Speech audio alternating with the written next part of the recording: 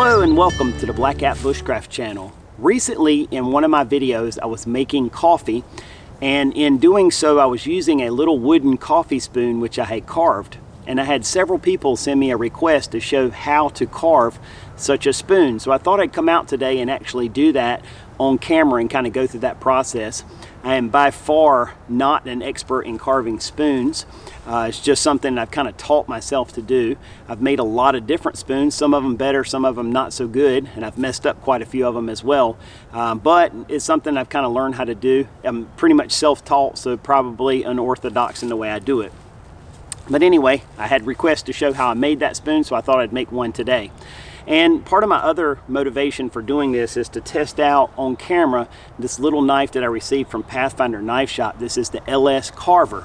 I'm going to give you a little bit closer look. As you can see, it comes with a neck sheath. This is an optional purchase, the neck sheath. It's made by Killinger Custom Leather.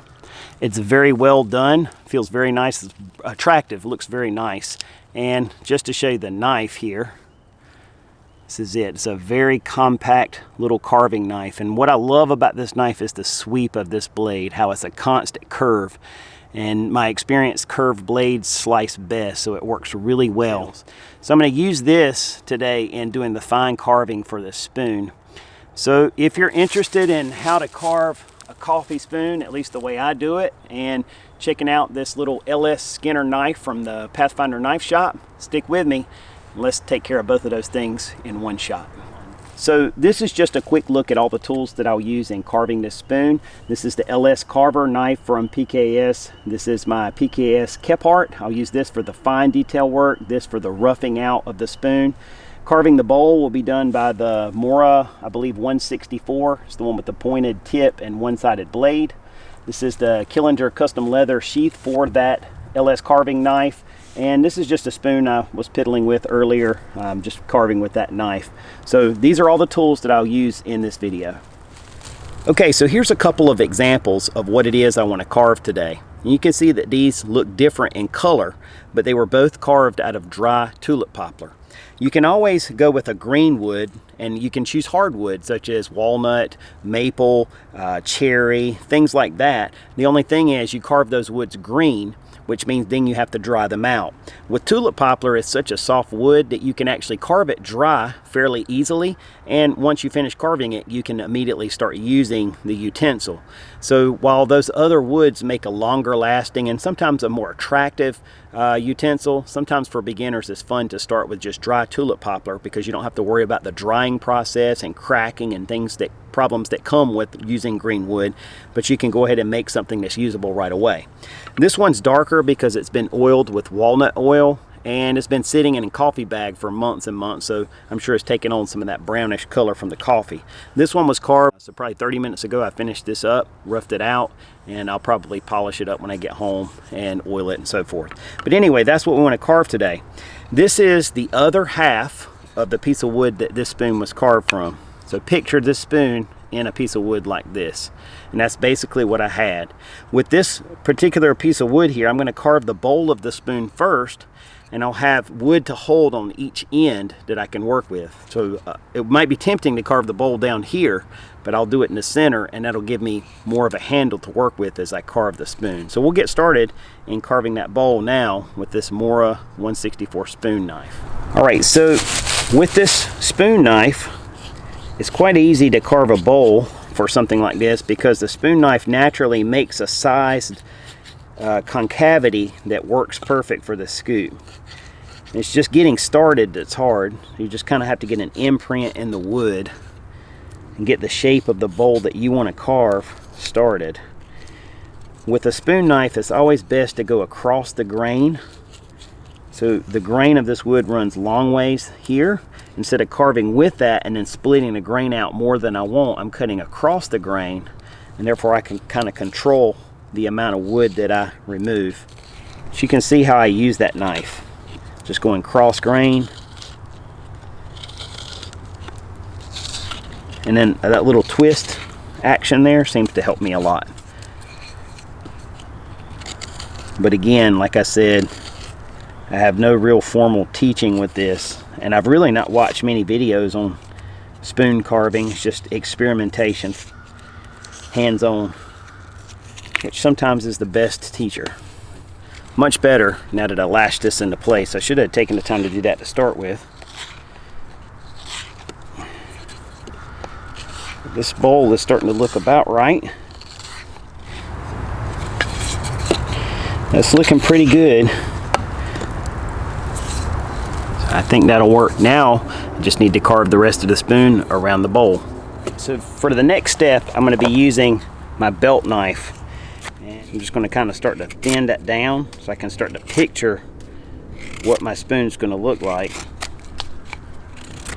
And this is definitely more the kind of work you want to do with a heavier knife, or even an axe, which is what I would normally use for this. Not a little carving knife like I'm going to use for the fine detail. That would take so long. Whereas with this, I can just kind of knock this heavy work out with a bigger knife. And probably, I don't even know how long, year and a half, 2 years ago, not sure at this point, I did a review of this PKS Kephart. This is the exact one that I did the review on, and it's still going strong. I have used this knife a ton, and I still stand by everything that I said about it as far as it being a good knife. If you're curious, I'll put a link to the video up here in the corner.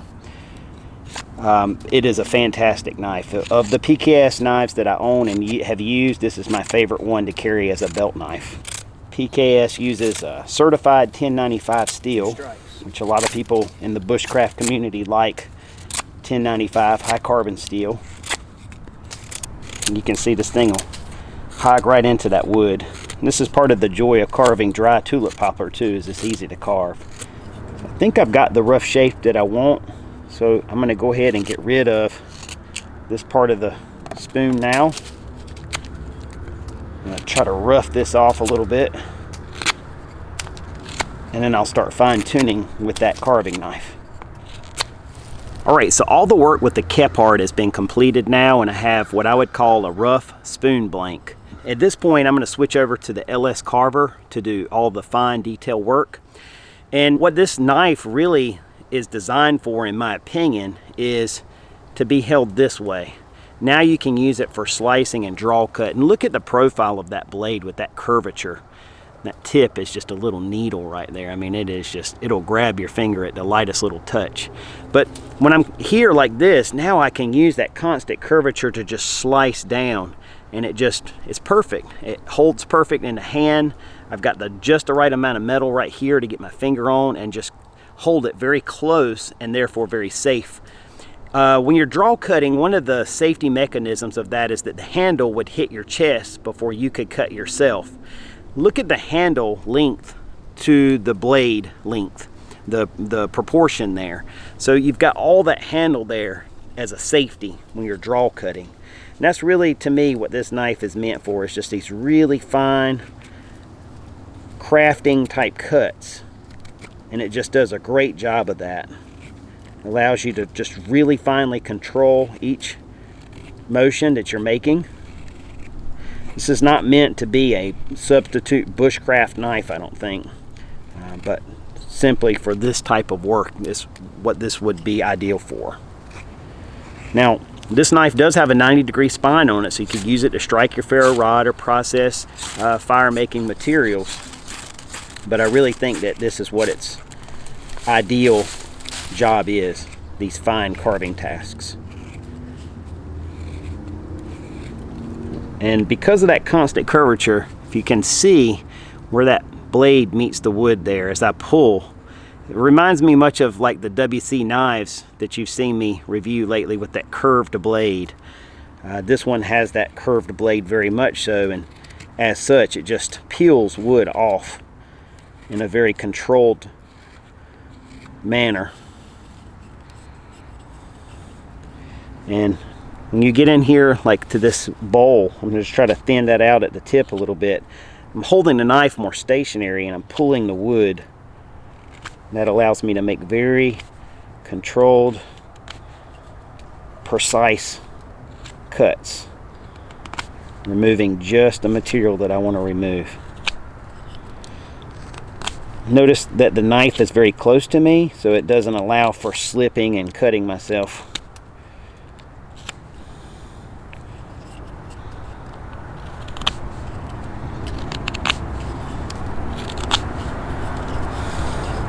The other thing that this does really well is being turned with the blade away from me like this. Now I can come in here and push cut. And that does a really nice job with this blade as well, because again, as you push, you can see that slicing with that curved blade. It just slices it right off. And again, I can't stress how good of a job the guys do on getting this thing razor sharp as a carving knife should be. It is really sharp. So at this point, this is all really fine detail work. It's kind of slow going.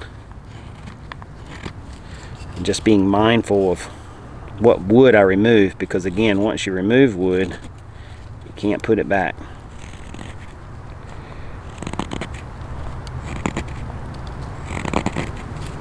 Especially this little area here when I'm trying to turn in. You can see how this is a lot of extra wood here. Part of what makes this look nice is thinning it down. Having a thin rim around the spoon really helps to make it look like a spoon, look nicer. And just like when you work making feather sticks, you have flats and ridges. So when I'm carving this spoon, I'm looking at the ridges. You can see when I carve, it creates a flat spot and two ridges. You're really just always focused on removing those ridges. And each time you remove a ridge, you leave two more. And that gives you two more points to work from.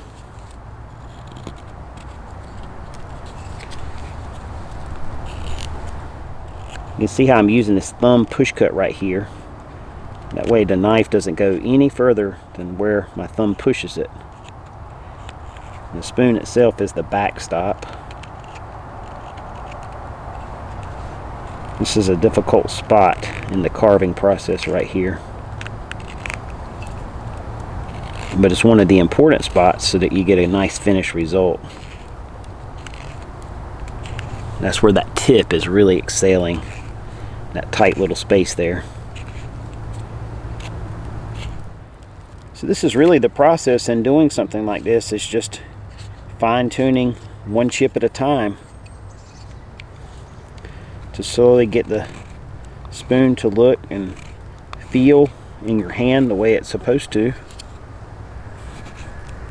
There's a lot of little fine-tuning I can do to this one, but the rough shape is there, and it could definitely be functional at this point.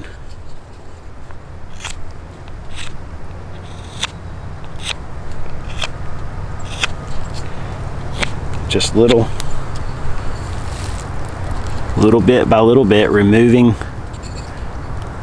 to get it to where I want it to be. And this, again, it's very rough right now. If you want to sand these things at the end, obviously you can do that, and it gives it a much nicer finish. I don't like to sand mine completely smooth because I like the look of the carving. Like this area right here, I like all that. Those little cuts, I think it gives it character. But all in all, in doing this project, I'm really enjoying this knife. It just performs well for these little fine tasks.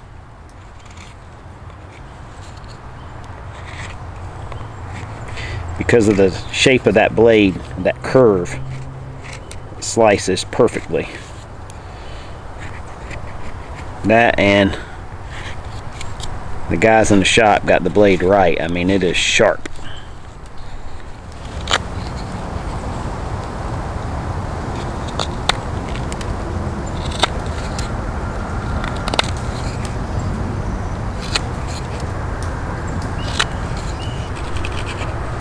One of the final steps I'm doing here is just trying to blend the bowl into the handle.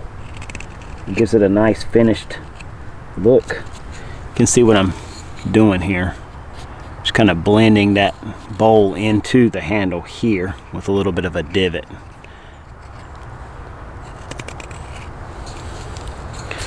Looks about right.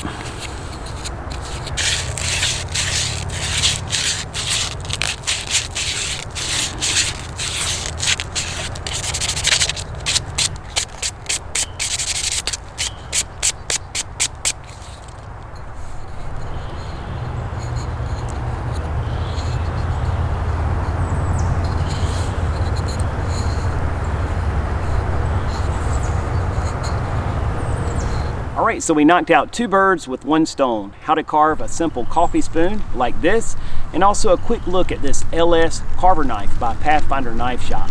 I can tell that this is going to be a very used tool in my collection. I really like this little knife for its purpose, for these fine little carving and whittling tasks. You know, it's a controversial topic of having a knife around your neck in the bushcraft world, but for me, I've always enjoyed it when I'm in camp. When I get settled, I'm in my camp, I open up my pack, put my knife on, and while I'm sitting around, it's just convenient while I'm whittling. Especially in the wintertime, we've got a lot of layers on. It's aggravating to reach underneath of those layers to get to your knife. This is just convenient.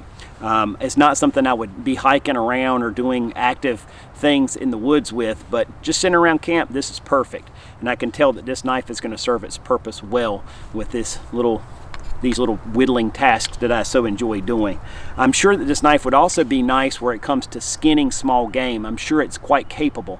It might not be the ideal knife, but I know as sharp as this thing is, it's like a little scalpel and you have that fine control. You could easily skin up game with this or use it for light food prep. So I think it could be a multifunctional tool in camp as well. But I haven't used it that way, so we'll see how it does. I'm sure you'll see this knife again in future videos.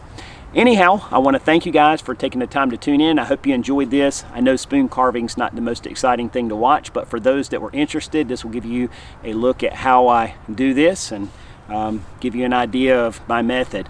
Again, maybe a little unorthodox, I'm not sure. But I appreciate your time and interest. If you haven't subscribed, I hope you'll click that button, ring the bell, so you'll stay notified of all the future videos, and many more will be coming soon. Until the next one, hope you'll take care. God bless.